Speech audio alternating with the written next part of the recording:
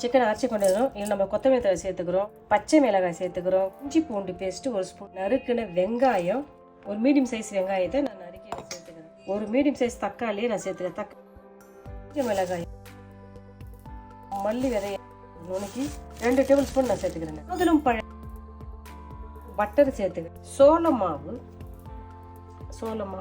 உப்பு வந்து டேஸ்ட்டுக்கு ஏற்றவே உப்பு சேர்த்துக்கலாம், கரம் மசாலா தூள் கொஞ்சம் சேர்த்துக்கலாம், மிளகுத்தூள், வெள்ளை மிளகுத்தூள் சேர்த்துக்கலாம், நம்ம வெள்ளை மிளகுத்தூள் நம்ம இதை அப்படியே கலந்துக்கலாம்,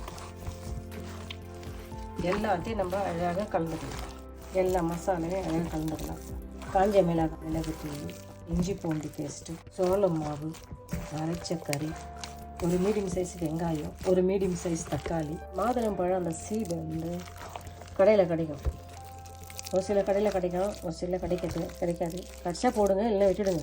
அது மாதுளம் பழம் பவுடர் நம்ம சேர்த்துட்டு நல்லா இருக்குது, கரம் மசாலா சேர்த்துட்டு இன்னும் அழகாக நம்ம கலந்துட்டோம். இதை நம்ம தட்டி போட்டு எடுக்கலாமா? கொஞ்சோண்டு ஃப்ரெஷ் க்ரீம் கொஞ்சம் சேர்த்துக்கலாம், ஃப்ரெஷ் க்ரீம் சேர்த்துட்டு இதை அப்படியே கலந்துக்கலாம், எல்லாத்தையும் நல்லா அழகாக கலந்துட்டு இதுலேருந்து அப்படியே நம்ம உண்டை எடுக்கிறோம், போட்டுட்டு பாருங்கள் கையில் அழகாக தட்டிக்கலாம், அப்படியே நம்ம எடுக்கிறோம், எடுத்துட்டு விட்டுட்டு இப்படி அப்படியே திட்டமாக எடுக்கிறோம், தட்டுறோம், அப்படியே எடுக்கிறோம், தட்டுறோம், அப்படியே எடுக்கிறோம், அப்படி தட்டுறோம், தட்டிட்டு இப்படி எடுத்துட்டு அழகாக எடுக்கிறோம், தட்டுறோம், மிதமான சூட்டில் வறுத்து எடுக்கலாம், ரொம்ப நல்லா இருக்கும். இந்த புளி வந்து பெரியவங்களுக்கு விரும்பி சாப்பிடக்கூட சிக்கன் சாப்லி கெபாப் செய்யணும்.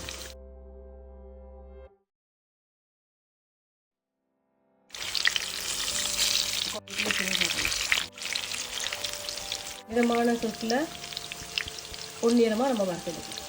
பாருங்க எண்ணெய் அழகாக பொரிஞ்சிச்சு, நம்ம எடுத்துடலாம்.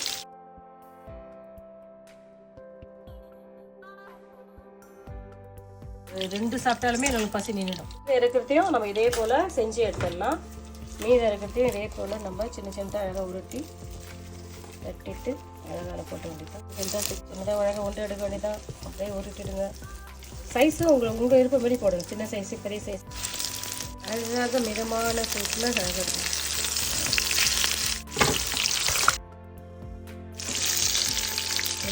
பாருங்க என்ன அழகாக வெந்துருச்சு, நம்ம சாப்பிட்டு பார்க்கலாம். பாருங்க என்ன சூப்பரான சுவையான அழகான ஆரோக்கியமான சிக்கன் சாப்லி கெபாப் என்ன அழகாக செஞ்சிட்டோம். இதுக்கு இந்த சலாது கூட இந்த சாப்லி கெபாப் வச்சு நாங்கள் சாப்பிட போகிறோம்.